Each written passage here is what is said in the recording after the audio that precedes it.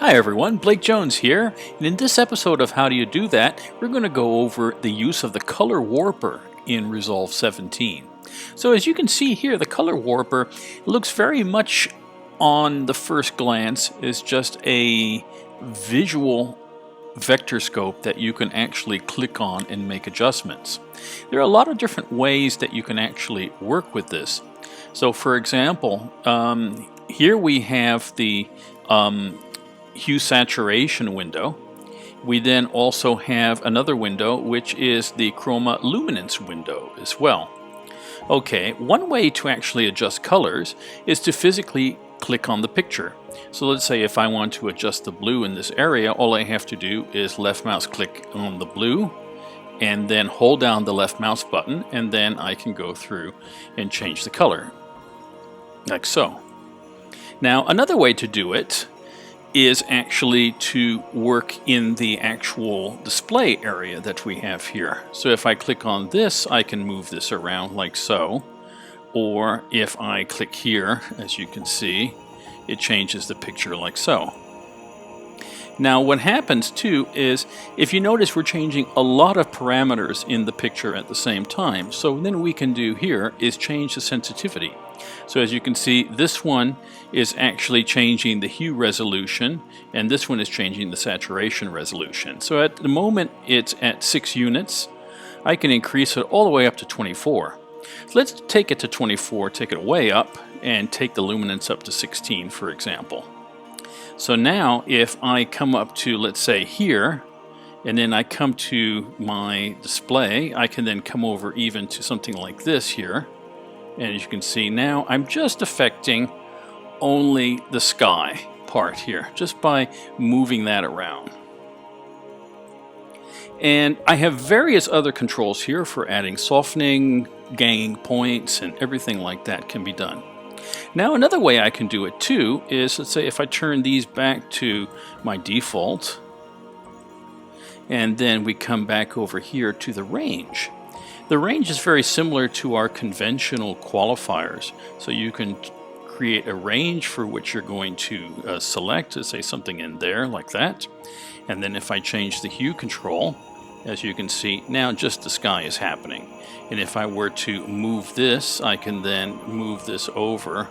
And as you can see here, the vector scope display here is actually showing me what I'm actually locking onto then. And so if I take that over here, and then I can change it like so. Okay, another way of working too is if I come up to something like the chroma luma mode, and as you can see here, this is a similar type of a situation, and we have from one color to another, and as you can see here, this is going from green to magenta, and this is going from blue to green, for example. So if I were to come up here and click on this, as you can see here, it latches onto this vector point. And then as I move this, this one actually moves. And as you can see, when I move this, the other one on the other display is actually changing differently.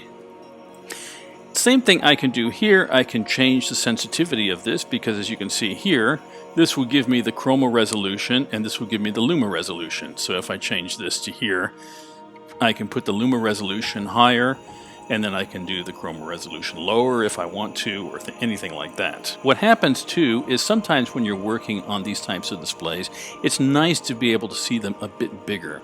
So for example, if I come back to the warper display like so, if I want to look at this a little larger, I can click on this button here, and this will open up the larger window. And then I can resize this if I want to, and just make it a little bit smaller, for example. And this will allow me to actually click on a point and then change the color like so, like here. Now for example, we've looked at the sensitivity, and then we look on the right here, we can see how we're actually adjusting the color. So at the moment it's defaulting here to HSP, but we have also HSV, which is hue saturation value, and then we have HSL, which is hue saturation luminance, and then we have HSY, which is hue saturation lightness, And then we have HSP, which is hue saturation perceived brightness. And then of course we've got HSP, hue saturation perceived brightness, logarithmic. So for us, I think it's probably easier for starting off with is just HSL. And then if I want to, let's say, reset this. Now there's a little trick here. If you want to go back to here, as you can see, this display has the color warper icon with a little arrow. So when you click on this one, it will automatically return the display here, and then you'll be all set to go.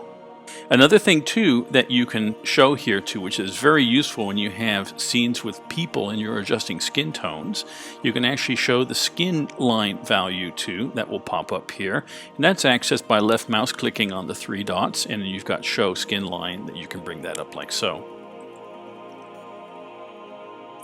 And as I mentioned earlier,